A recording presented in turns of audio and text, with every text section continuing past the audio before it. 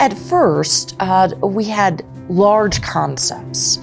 And then what I found with all gems of good ideas, when you start bringing in a diverse array of individuals, and from those initial sketches of the big idea, we then started pulling in other permanent professors. I was the permanent professor of the law department at the time. We brought in other PPs, we brought in other grads, other faculty members, and little by little, this lump of clay started to take shape. You will find that everyone within the Institute for Future Conflict finds their way to a classroom teaching, either on a regular status or when they need expertise in different blocks, they'll employ us to take over, give a short presentation of a couple classes as they're bringing in the entire course to the cadets. My name is Dave Stillwell, retired one-star Air Force. I was happily retired in Hawaii when BJ Shuedo, the director, called me up and says we need someone to help with the China program. And since my last job was in State Department with Secretary Mike Pompeo as his China Asia advisor, it seemed like a good fit. The thing I am most focused on here has nothing to do with China.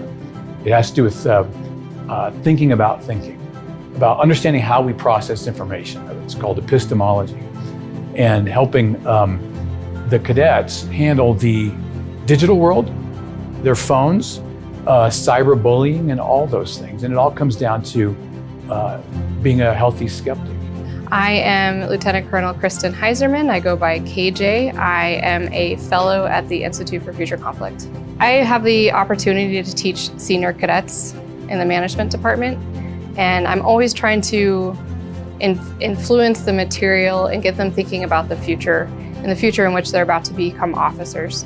My name is Lieutenant General retired Sam Barrett. Retired about a year ago as Director of Logistics on the Joint Staff. Logistics is such a linchpin to anything our nation does, whether it's projecting power or effective military operations. And I think there's a recognition that cadets need to graduate with an appreciation for global logistics, military logistics, and how important it is to everything that we do. I'm Major Melissa McLean, and I'm an intel officer by trade. So for my research with the IFC, I decided to study human-agent teaming, specifically focusing not so much on the technical side of the AI development, but actually how do you design AI-enabled agents so that they can be teammates with humans. My name is Major Isaiah Harp. I go by Knox, it's my call sign, and I am an Intermediate Developmental Education Fellow with the Institute for Future Conflict.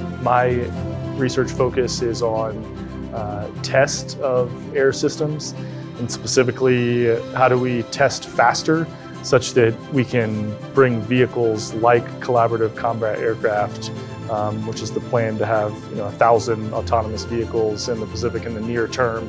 How to actually get brand new air vehicles to an operational state very quickly by compressing the acquisitions timeline and compressing the test timeline. All of this is not just about the classes or the research that's going on within the Dean of Faculty, but rather than spreads across from the cadet wing to the athletic department and really the whole of USAFA. It is that expertise that allows us to remain at the cutting edge with respect to future conflict. If you look at the teachers with their previous experiences, the tools, the tactics that ISIS and Al-Qaeda will use may not be the same ones Russia and China. So that is why we're kind of padlocked on what's going on in the Ukraine, what's going on, in the South China Sea, to bring back to them, here's some capabilities that you may witness on a battlefield.